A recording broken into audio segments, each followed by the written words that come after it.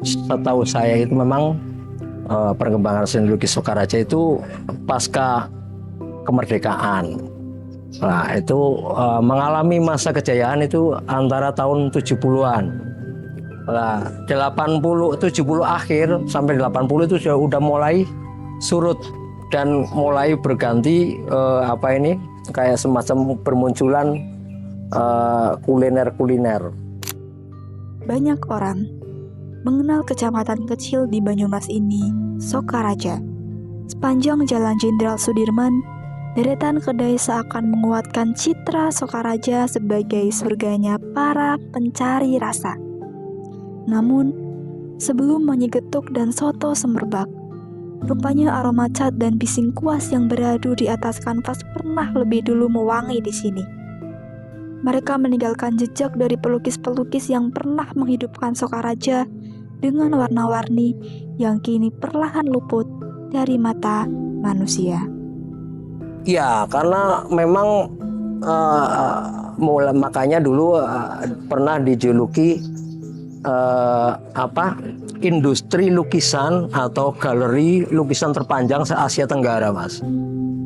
Karena berderetnya dari Sangkal Putung sampai ke Kelenteng sana timur. Kalau saya sih udah nggak melihat kios banyak banget, tapi di setiap kios ketuk goreng dulu tuh pasti dipajangi lukisan di depan, di trotoar kanan kiri, jalan kanan kiri sebagai market. Begitulah kisah lampau Sokaraja bersama lukisan-lukisan yang mewarnai setiap sisi jalan. Kini warna-warni itu seolah luput dalam sekejap mata dan lambat laun tergantikan oleh aroma kuliner yang semakin memenuhi setiap sudutnya. Coretan kanvas yang perlahan tersisih dari atensi masyarakat bukan berarti terhapus seutuhnya. Dengan menyusuri jejak-jejak yang masih tersisa, langkah kecil ini berusaha membawa kembali warna yang sempat memudar. Itu memang berarti pasca Indonesia ada kemerdekaan itu mulai bermunculan bekal-bekal atau mungkin awal mula adanya seni lukis Sokaraja. Dari para pendahulu saya itu, kalau dulu awal-awal seni lukis di Banyumas Sokaraja awalnya itu masih mengekor para maestro-maestro nasional. Dari dulu ada para seniman-seniman nasional yang udah terkenal, yang udah punya nama, itu mereka menjadi kiblat atau center. Wah, aku pengen ngopi Avandi, pengen ngopi Basuki Abdullah. Terus makin kesini itu mulai ada bermunculan keetnikan atau khas mungkin. Oh, ini Sokaraja mulai mengarah ke etnik Sokarajaan, mungkin dengan kayak yang terkenal itu dari geografi atau lokasi di sekitar sini itu berpengaruh terhadap khas atau Gunung Sawah. Keberadaan seni lukis di Sokaraja bermula setelah Indonesia merdeka. Para pelukis yang awalnya menjadikan maestro nasional seperti Avandi dan Basuki Abdullah sebagai kiblat seni, seiring berjalannya waktu berhasil menemukan ciri khas keelokan yang syarat dengan identitas kesokarajaan. Kondisi geografis seperti gunung dan sawah menjadi kekuatan utama gaya visual mereka. Masa-masa kejayaan Sokaraja itu, kata-kata pendahulu saya dan saya itu sekitar tahun 70-an, Mbak. Untuk kejayaan seni lukis Sokaraja atau Banyumas. Masa yang telah lama berlalu, tak heran bila ingatan tersebut tak lagi utuh. Siapa yang pernah menyangka bahwa Sokaraja di kehidupan sebelumnya pernah menjelma sebagai sentra lukisan di Banyumas? Tak hanya sebagai hiasan dinding yang memanjakan mata, peran lukisan lebih dari itu. Pada masa lampau, lukisan pernah menjadi bagian sumber penghidupan masyarakat Sokaraja. Pada tahun 70-80 Sokaraja memang banyak sekali rumah-rumah produksi lukisan gitu. Jadi di Kecamatan Sokaraja ini hampir 50% dari 17 desa gitu ada kantong-kantong atau rumah produksi gitu. Luar biasa pada waktu itu karena satu pelukis ya, satu seniman sehari bisa menghasilkan 10 lukisan gitu. Banyak sih konsumen ataupun ya pembeli dari lokal Sokaraja, Banyumas gitu. Tapi tidak menutup juga para pelukis atau penjual itu sampai ke luar pulau Jawa. Semangat berkreasi dan mempertahankan keindahan goresan tangan tak bisa bila dilakukan seorang diri. Jiwa-jiwa yang menyala membentuk suatu kelompok yang mewarnai Sokaraja. Itu kalau nggak salah dulu membentuk Persenja, Persatuan Seni Lukis Sokaraja. Itu ada dulu dan lama-lama itu kan berkumpul di situ setiap kali kayak melukis di situ, melukis bersama, terus akhirnya dibikinlah galeri Persenja.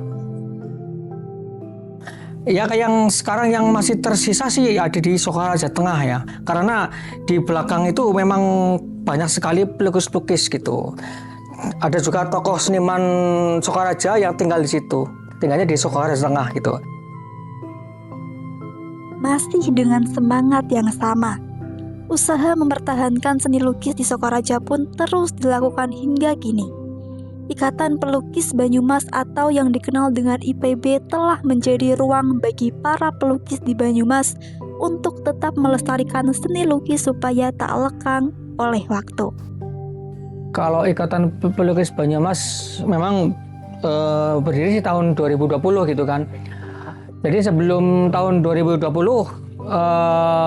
teman-teman pelukis sudah sih ada kelompok-kelompok gitu ya, ada kelompok-kelompok. Namun ini karena kadang cuma sekedar untuk event gitu kadang, untuk pameran, ada kelompok ini untuk kegiatan kemudian dari itu kan terus kemudian bubar gitu kan, nggak bertahan lama lah. Berawal dari itu maka teman-teman ayo kita bergabung, kita mendirikan sebuah organisasi, ada kepengurusannya ya. Kearifan lokal alam Indonesia menjadi tema besar lukisan Sokaraja. Melalui jari jemari yang tak lelah berkutat dengan cat dan kanvas, pelukis Sokaraja mengabadikan kekayaan alam negeri ini menjadi karya yang candu dipandang mata. Lukisan Sokaraja memang tema utama memang mau India, Indonesia, mau like Indonesia indah itu. Jadi menggambarkan alam Indonesia karena sebenarnya mau Indi itu kan memang kepentingan Belanda itu kan. Keelokan rupa lukisan Sokaraja tentunya tak lepas dari kelihayan jemari para pelukis dalam memadukan kuas, palet, serta teknik lukis. Dari keahlian yang mumpuni, lahirlah karya-karya istimewa yang melekat di hati manusia. Kalau teknik melukis sih sebenarnya dari dulu sampai sekarang nggak ada perubahan yang ya, paling ya antara itu kuas, terus pakai pisau palet. Mungkin kalau dulu itu aku belum mengenal tekstur, sekarang mungkin dibumbui dengan tekstur. Jadi ini agak memunculkan kayak relief. Ada relief, ada timbul kayak tiga dimensi kayak gitu. Jadi timbul ngerelief gitu. Kalau saya sendiri, tapi kalau teknik sih ya tetap masih kuas dan palet, pisau palet gitu. Ada teknik struk atau cocol. Gimana itu Pak? Struk itu dikecruk Mas, struk dicocol. Teknik cocol itu kuas dicocol. Terus hasilnya membentuk karakter kayak cocolan gitu, cocolan. Terus ada teknik coletan. Jadi dicolet. Nah, coletan ini teknik coletan. Terus ada teknik pisau palet. Pisau palet itu untuk lebih kena ke arah tekstur dan karakter warna yang kuat, karena ini agak nimbul-nimbul gitu kalau untuk paletan. Nah, ini membuat kesan ekspresif, spontan. Jadi karakternya lebih terasa, lebih kena dari warna, lebih kuat. Goresan itu kasar, spontan, ekspres. Dulu pakai baju pewarnanya ya cat biasa, tapi pakai lem. Nah, sekarang nih pakai blender. Dulu kena air luntur. Mungkin karena bahan-bahannya mungkin Bahan-bahannya itu lem kayu itu, kalau kena air nih jadi lemok. berarti bahan yang dipakai pun belacu dulu ya Pak? Belacu. Alasnya.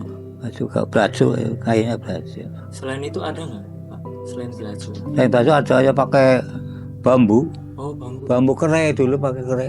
Sekarang ini untuk link pagar, link apa? Ruangan itu dulu gambar. Berarti bisa di mana aja ya Pak dulu itu? Iya, bisa di mana saja. Selain keterampilan melukis, ketulusan dalam memaknai nilai-nilai yang terkandung di setiap inci kanvas amat diperhatikan.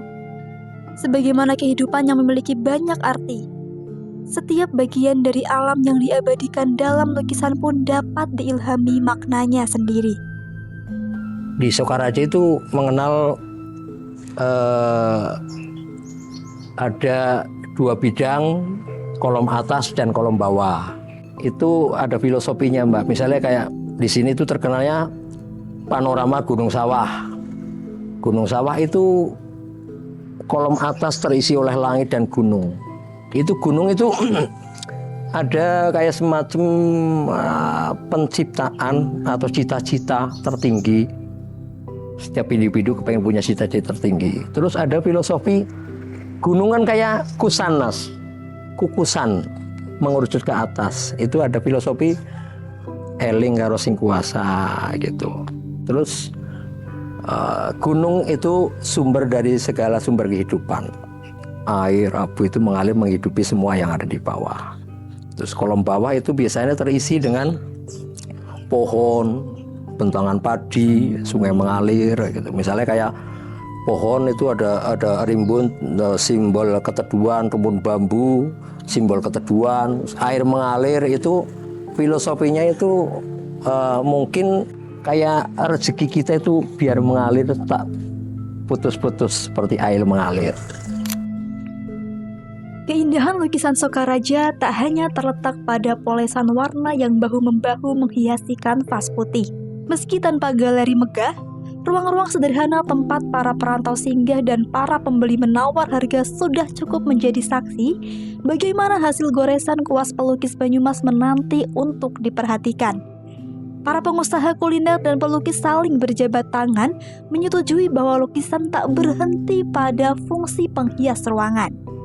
Keberadaannya sekaligus memikat banyak hati, mengeluar aroma daya tarik hingga siapapun yang melihat rela menyisihkan sedikit yang ia punya untuk memiliki. Dari dulu itu setiap pengusaha kuliner Sokaraja, getuk goreng atau soto itu di kiosnya itu dipajangi lukisan-lukisan Mas, untuk marketing, untuk galeri juga. Jadi karena mungkin kok banyak tamu ya, kok banyak pengunjung, di samping cari oleh-oleh, terus mereka menyodorkan karya putra-putra Banyumas, Sokarajanan. Akhirnya kok bisa payu, Mbak Teni nguntungin. Akhirnya aku pesen lagi lah ke si pelukis, atau kamu titip ya, lukisanmu dititip di tokoku, di kiosku kayak gitu. Masalah marketing itu dulu yang ada nggak cuma ada di kios-kios atau galeri Sokaraja, tapi ada sistem ngider juga Mbak. Dulu ada pedagang atau pengepul atau tengkulak atau broker itu atau pos lukisan itu yang dia tuh bermodal untuk membeli lukisan-lukisan, dan dia ada sistem ngider sampai ke Purbalingga, Cilacap, pakai sistem gerobak, pakai sistem angkot, terus bahkan mereka market sampai keluar Jawa, sampai keluar negeri. Seiring berkembangnya zaman, Purwokerto pun tumbuh bersamaan dengan peran seni di dalamnya. Bagi mereka, apresiasi seni di Purwokerto masih berjalan perlahan, tak seperti di kota-kota besar lainnya. Oleh karena itu, dengan tekad yang masih menyala, para seniman berusaha menyesuaikan ritme yang ada, dimulai dengan langkah yang sederhana. Sekarang ini istilahnya orang itu udah mengerti seni. Kalau di kota-kota besar itu bukan sekedar ngerti seni saja, tapi juga menghargai seni. Makanya kita harus jeli sebagai seniman. Kita hidup di kota Purwokerto, ekonominya menengah ke bawah. Makanya sering mengadakan pameran di kota ini yang nggak bisa tinggi harganya. Kita bandrol 4-5 juta, orang nggak melirik. Selaras dengan zaman yang semakin maju, teknologi pun mulai menggeser ruang-ruang visual. Setiap panggung yang mewadahi segala jenis emosi dihiasi oleh karya pelukis lokal. Di Sokaraja, dari panggung ketoprak hingga studio-studio foto kecil, para pelukis menciptakan latar kehidupan mereka sendiri. Namun, dengan berkembangnya teknologi, dunia yang diciptakan oleh tangan-tangan pelukis lokal meredup, tergantikan foto digital yang anggun menarik hati masyarakat. Karena tahu Sokaraja produksi lukisannya bagus dan banyak gitu untuk background ketoprak, sukses mungkin ya. Lah setelah itu akhirnya merambah ke background foto. Itu cukup lama, itu ada ya kurun puluhan tahun lah. Tahun 80 sudah ada sampai 90, sampai sekarang juga masih ada sih, tapi ya tetap nggak seperti tahun 90. Background foto bagus buat wedding, buat wisuda gitu kan. Nah kemudian ada lagi muncul yang namanya foto digital, yang backgroundnya bisa diedit dengan digital gitu loh. Sayangnya, keindahan lukisan Sokaraja tak bertahan selamanya. Letaknya yang strategis menjadikan daerah kecil ini tempat singgah para pelintas jalan. Perlahan, fokus tentang Sokaraja pun bergeser dari keindahan menuju kelezatan.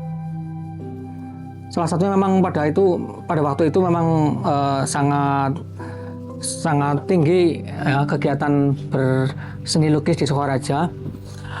Sekarang tergeser menjadi sentra kuliner getuk dan soto gitu. Sebenarnya sudah sama sih, getuk juga udah lama ya. Sokaraja yang menjadi wilayah transportasi utama kan, dari mana itu Semarang ke Jakarta, Wonosobo Jakarta gitu, sehingga Sokaraja menjadi tempat transit gitu kan untuk melewati itu. Jadi mungkin cocok gitu untuk bisnis kuliner. Ada masa ketika lukisan jadi sandaran hidup, laku secepat langit menenggelamkan senja. Pembeli berlalu lalang, seolah setiap goresan punya cerita yang wajib dibawa pulang. Namun, zaman berubah, dan kini warna-warna itu termenung sendirian, tak lagi diincar pasang mata yang dulu begitu antusias. Sekarang sudah nggak laku. Dulu seperti jual gorengan. Dulu kalau buat gambar, kalau sore ini banyak yang beli untuk dijual kemana-mana, Pak, laku semua dulu. Kalau sekarang buat sampai banyak dijual nggak laku.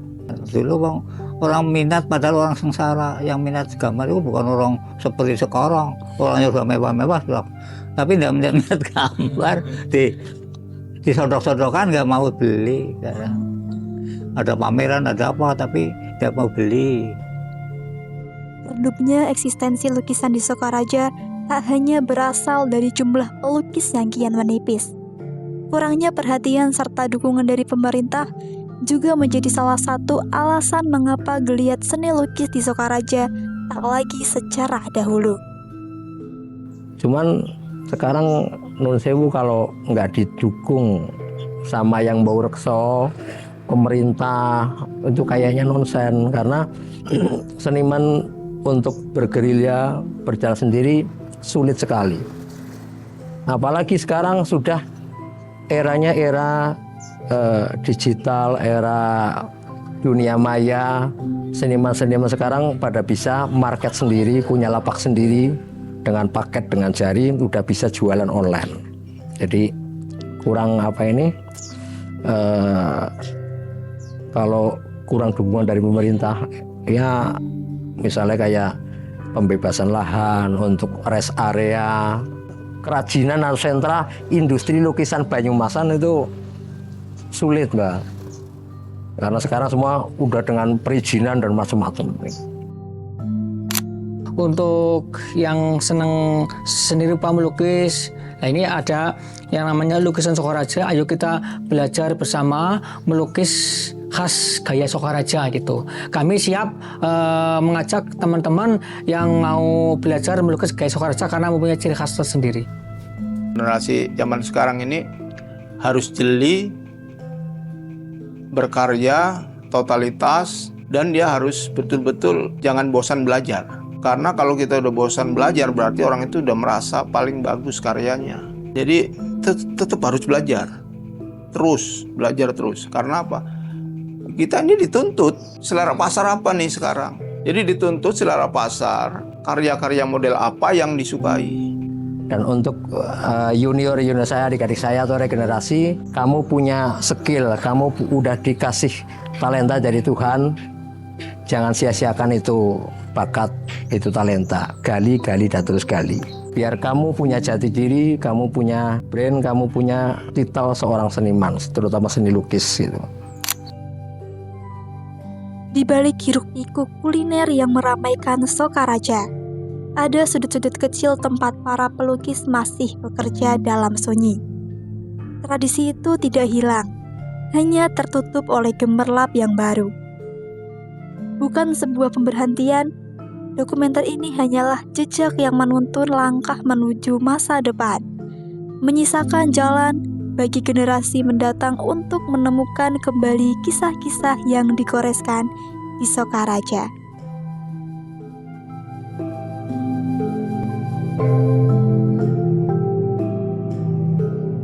Thank you.